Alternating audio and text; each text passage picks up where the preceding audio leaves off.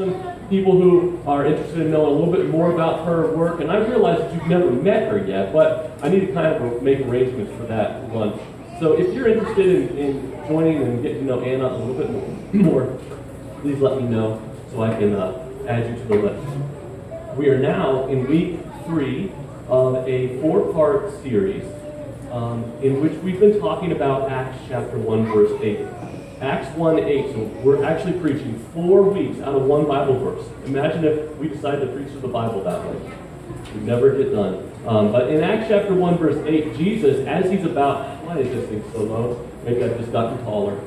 Jesus, as he's about to go up to heaven, he's died on the cross, he's been resurrected, he leaves some final words with his disciples. And those final words are this. Go and be the Holy Spirit is going to come on you, he says, and you're going to be my witnesses in Jerusalem and in Judea and in Samaria and to the ends of the earth.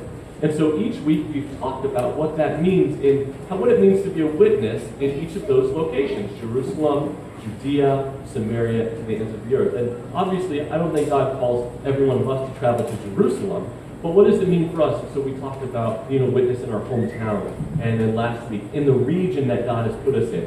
Today we get to something called our Samaria.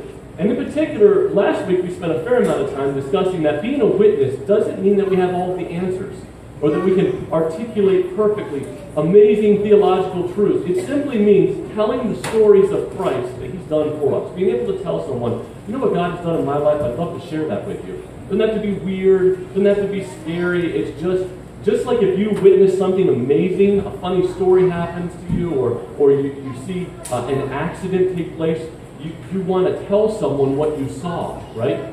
It's built into us to want to share our stories. And so that's really what witnessing is, sharing our stories of what Christ has done for us. And so today, we move into this area of Samaria, which I think is providential. If you have not lived under a rock for the last 2 weeks, you know that there's a lot of tension in our nation right now, a lot of racial tension, and believe it or not, humanity has struggled with this for years, and in God's timing, he has us talk about this in the context of talking about Samaria today.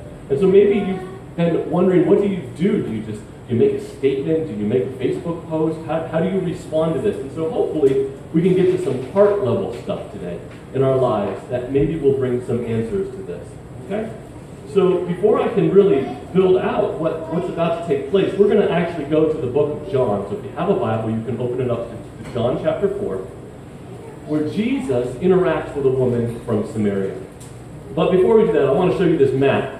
So if you remember, here's Jerusalem, and that was the place that Jesus was with his disciples when he says, be my witnesses, be a witness in your hometown. And then Judea is the lower kingdom, the lower region of Israel. And then Samaria is this region up here. Now there's a city of Samaria, but there's also various cities within Samaria. And Samaria, in order to really explain some of the tension of Jesus' day, I've got to take us back 500 years before Jesus. You see, if you remember, the Israelites settled in this land under the leadership of Moses and Joshua. Then they lived as just these tribal people without any leadership for hundreds of years. Eventually they get a king. They appoint a king named Saul, and then David, and then Solomon. And for several hundred years they were ruled by kings. Some good, mostly bad kings.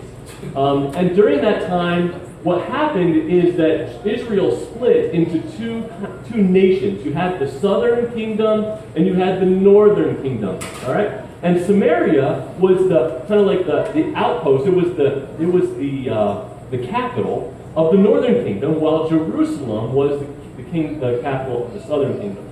Well, after bad king after bad king after bad king, eventually, God allowed invaders from other nations to move in and to wage war against Israel, both the northern and the southern kingdoms, and eventually Samaria, or this region, the northern kingdom, fell.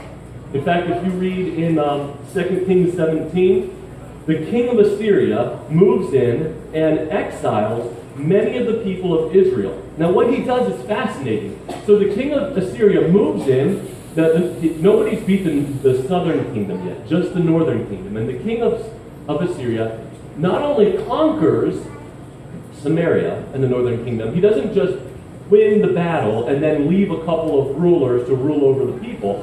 What he does is even more challenging. He actually takes a number of the Israelite people out of their home and moves them to another part of the world. And then what he does is he takes people from other nations that he has conquered and he resettles them in Samaria. And this was a clever move politically, because when you have people in a strange place, they're less likely to revolt. Had he left the Israelites in their kingdom, but just with some sort of a new leader, most likely they would have refused to follow him, and he would have continued in war. So in a way to kind of quelch rebellion, what he did is he took out a bunch of Jewish people, resettled other people in, and as a result, they began to intermarry. Now, not long after that, the southern kingdom also falls, and a number of them are exiled. Years later, they are allowed to move back in to their old homeland. But after all of this time, what you have in Samaria are all of these people that the southern kingdom doesn't like because they've intermarried. They kind of they consider them to be a half-breed of a Jew. They did not consider them to be fully following Jehovah. By this point, the Samaritans had actually erected their own temple, so they weren't worshiping in Jerusalem, which is where all good Jewish people were supposed to worship. They had rejected large amounts of the Old Testament, and they only followed the Pentateuch, so Genesis, Exodus, Leviticus, Numbers, and Deuteronomy. Those were the only books that the Samaritans followed. They kind of had crafted their own religion. And so by the time Jesus comes along, there's a great deal of animosity between the religious people of Judea and Jerusalem, who considered themselves to be much better, much more holy. And then you have the Samaritans, who held to a slightly different religious belief. And there was they didn't like each other very much. No good Jewish man would ever visit Samaria. If they ever had to travel, like up to Galilee, Jewish people would actually go on this roundabout trip just to avoid going through Samaria. And to make matters worse, in just a few, like maybe 15 years or so before Jesus was born, a number of Samaritans, as kind of a little payback to the Israelites, had snuck down to Jerusalem on the eve of the Passover, which is the biggest feast, the best celebration in Jerusalem. They snuck into the temple, and somehow they had packed with them a bunch of human bones. Where they got them, I don't know.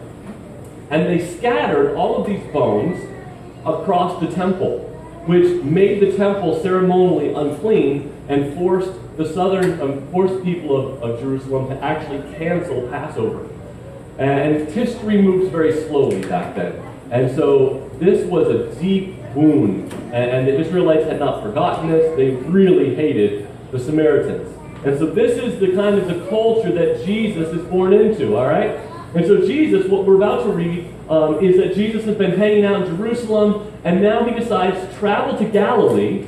But rather than going around Samaria like so many people did, Jesus decides, you know what? I'm going to walk straight through Samaria. And that's where we're going to pick up the story here today. All right. Well, before we read this, here's the thing that I kind of want to ask you to ponder in your own heart. So as we read this, think to yourself, who might be, or what people group might be your Samaria? All right? Who are the people that you have the greatest challenge loving? And it may not be a racial difference for you. It could be a political difference. It could be a religious difference. It could be an economic disparity. Where are the people groups that kind of make your gut tighten up to? What are the places that you would not want to move? If you had to relocate, where would you not want to go? So those are some personal reactions.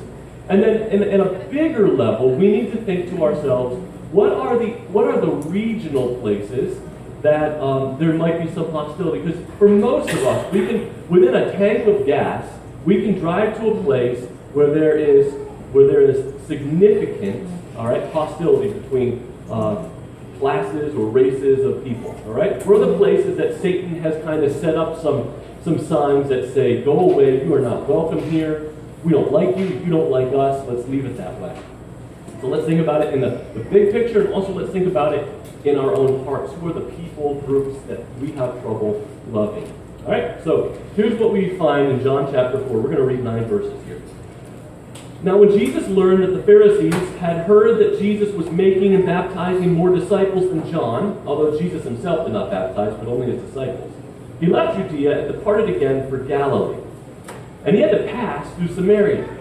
So he came to a town of Samaria called Sychar, near the field that Jacob had given to his son Joseph. Can you put that map back up there again real quick? All right, so just pause here for a second. He's in Jerusalem. He's going to Galilee. And as he goes, he passes what historians believe that right about there is Sychar. So that's where he stops. It's about the middle of the day. All right, back to the text. Jacob's well was there. So Jesus, wearied as he was from his journey, was sitting beside the well. It was about the 6th hour. A woman from Samaria came to draw water. Jesus said to her, "Give me a drink." For his disciples had gone away into the city to buy food. The Samaritan woman said to him, "How is it that you, a Jew, ask for a drink from me, a woman of Samaria? For Jews have no dealing with the Samaritans." All right. There is so much that has just happened in these 9 verses that are unassuming to our Western eyes. When we read this text, nothing sounds strange about it. If we were on a journey and we passed through a village and we were thirsty, we would think nothing of, asking someone for a drink. But Jesus breaks in these 9 verses a number of cultural taboos, right? He just kind of is acting very badly. As badly as Jesus can act according to the culture of his time, Jesus is breaking all the rules.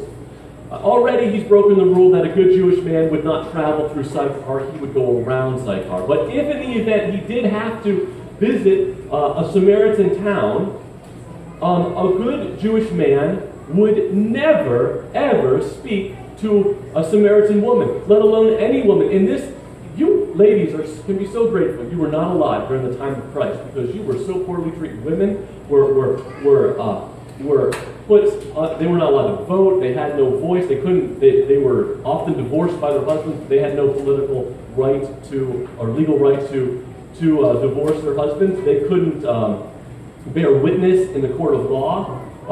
And in fact, a good Jewish man would often not even speak to his own wife in public, let alone somebody else's wife. And so you can imagine that this is a very strange encounter for Jesus. The other thing that takes place here that's unusual is that typically women from cities like this would travel to the local well early in the morning because it's nice and cool in the morning. They could get the water they needed for the day in the morning. And they would travel in groups because it was safe to travel in groups. It's unusual and suspicious that this Samaritan woman is visiting this well by herself in the middle of the day. Most theologians say that this indicates, first of all, she doesn't have many friends, all right? And second of all, that she's kind of going to the well, perhaps not just to get water, but also to meet strangers, all right? Strange men. She's the kind of girl, like maybe she's scratching on the well for a good time Paul, all right? All right. You get the idea. That's the kind of girl, woman that we're probably talking about here. And so, really, this is the perfect example of all that the Jewish people hated about Samaritans, right? God, in his providence, could have had the mayor of the city come out and gather water from the well that day, but he has this Samaritan woman of ill repute coming out by herself in the middle of the day where there's no witnesses as to what's going to happen, and that's who Jesus meets. At this point, Jesus should have just gotten up from the well, walked about 20 feet away, and just stood there until she got her water and left. That would have been the next best thing for him to do. But Jesus doesn't. He just sits right there on the well and strikes up a conversation with her. Who is this guy? Does he think he's God? And so, but by engaging this woman in conversation, he is establishing that she has value, which he does all through his ministry. A number of women are a part of his team as he travels around. He eats with women frequently. They're supporters of his ministry, and he heals women. Jesus did a lot during his ministry to break down the gender disparity of his day. And so he asked this woman for a drink, which is the next strangest thing for Jesus to do, to put himself in a position of need, all right? Let's think about it. Often, whenever we think about our Samaria, the people that are economically depressed perhaps, or we people of another race that we don't particularly like or whatever it might be, the way in which we stomach becoming their friend or interacting with them is that we approach these people groups from a position of power, in the sense that, all right, I'll talk to you, I'm here to help you. You poor, impoverished people, you know what? I'm going to step into your life long enough to dispense some gifts to you, to meet your needs, and then I'm going to go back to wherever, my house in the suburbs, wherever I'm comfortable. We'll feel good about ourselves. It's a lot like Jonah. If you remember the story of Jonah, how God calls him to go to Nineveh, a wicked city. Jonah doesn't want to go. Finally, he goes, but he's got like the worst attitude of any preacher ever. That's a lot like sometimes that's how we view other people in which that we don't like. And so what Jesus does here is he doesn't even approach the woman from a position of, I'm great, you're poor.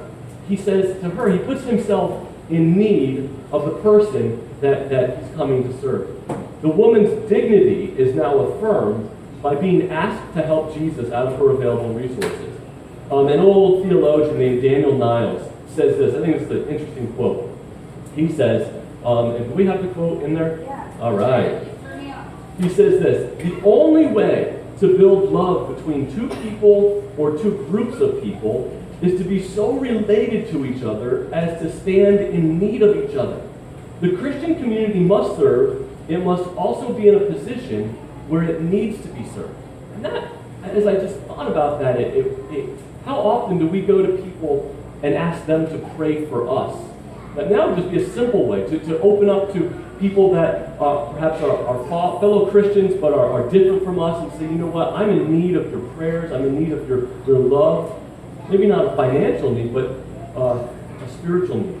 What this does, all right, is that it kills pride in the person. All right, when we offer ourselves up to help others, it can tend to stimulate pride, and it puts the person in a place of humiliation. All right, because it puts us in a position of power. If you look at the life of Jesus, at one point he sends his disciples out on little missionary journeys. He takes 72 disciples and he sends them out, and he gives them a really weird command when he sends them out. He says, don't take any money for your trip. Just take like your coat and a staff, and that's it. Go, basically what he's saying is you need to go in need of the people to whom you're going to serve. I thought that's really profound. His own life is a perfect example of this. How does God incarnate enter into humanity in the person of Jesus? How does Jesus enter into our lives? Does he come in a position of power with all of the answers? No, he comes as a baby in a manger. So Jesus' own life lives this out. He comes in need of the people that he comes to save eventually. And if we need even one more example to kind of prove that this is an important part of Jesus' life, you just have to look at the story of the Good Samaritan that Jesus tells later on in his ministry. Of the Jewish man who gets beaten up on a journey, and then two good Jewish people pass by him, the priest and the Levite, and they leave him for dead, but then who comes along? A Samaritan comes along and picks up the man, takes care of his wounds, and then provides financial resources for his recovery in a local hospital, bed and breakfast, basically. And in that story, Jesus dismantled once again the prejudices of his day.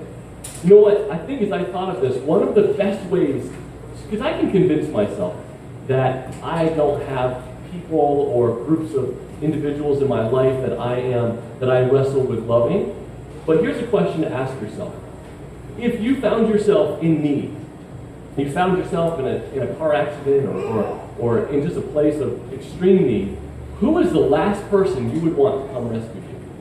Who is it that you would not want to see coming to help you out? And I don't mean don't pick someone who's like has poor skills in rescuing. I'm talking about who are the people? Who is the people group that you would be like, oh, anybody but them?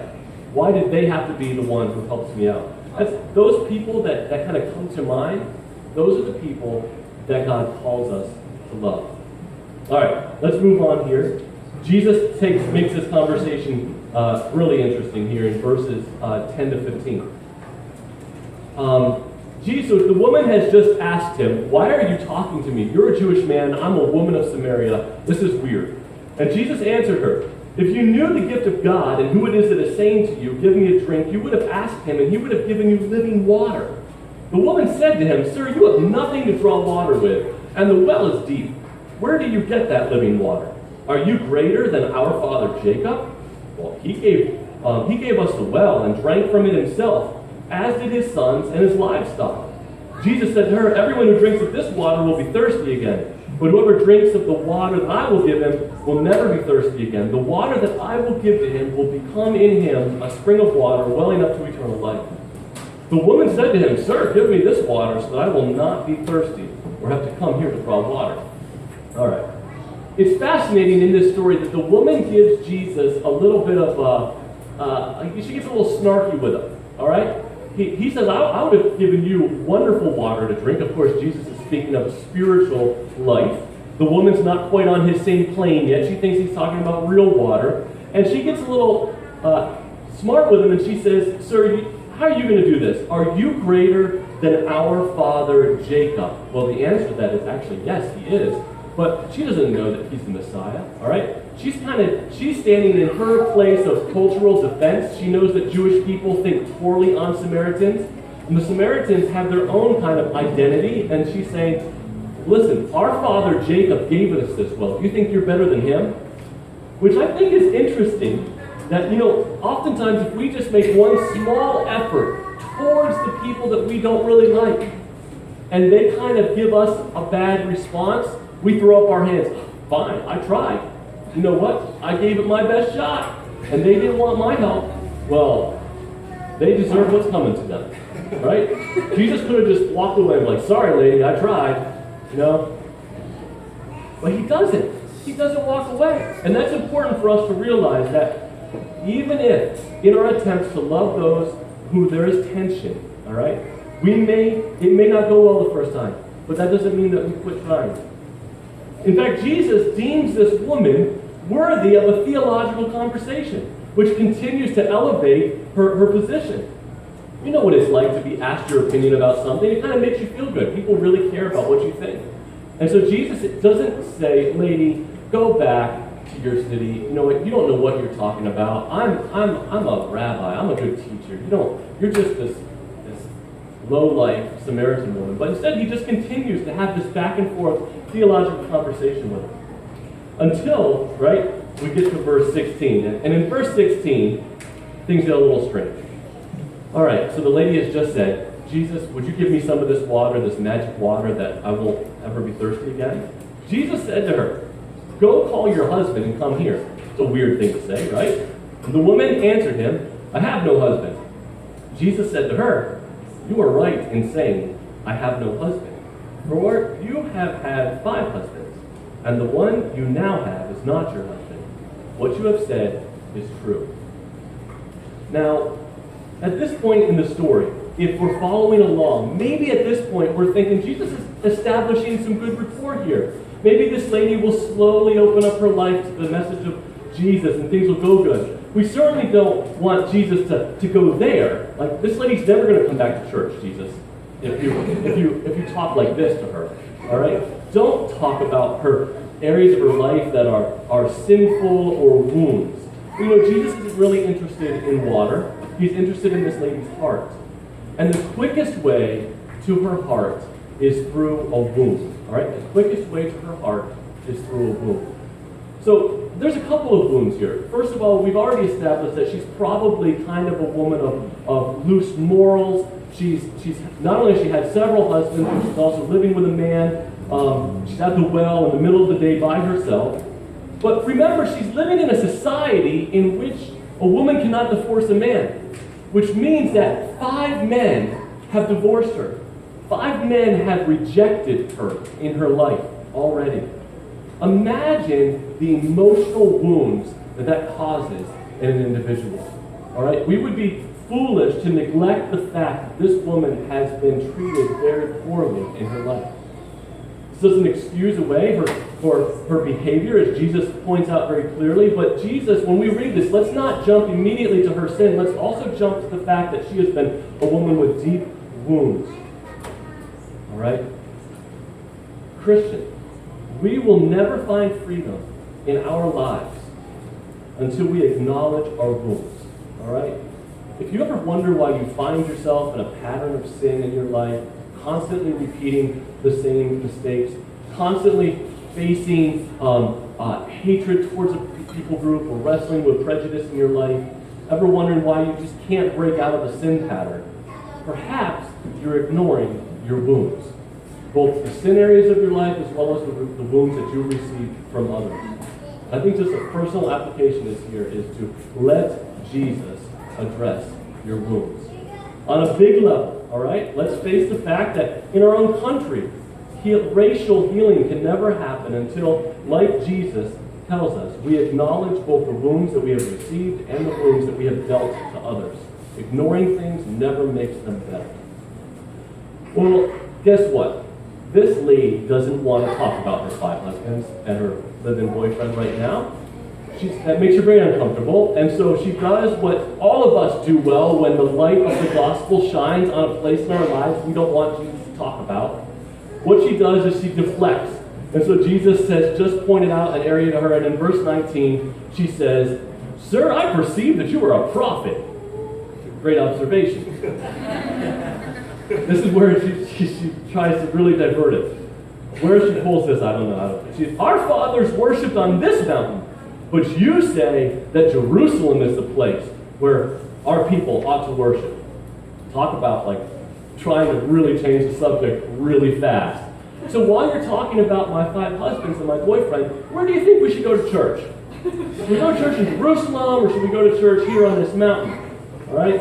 But what's interesting here is that in trying to change the subject, she really actually brings the conversation closer to the heart of the matter. And so Jesus just follows right along with this conversation.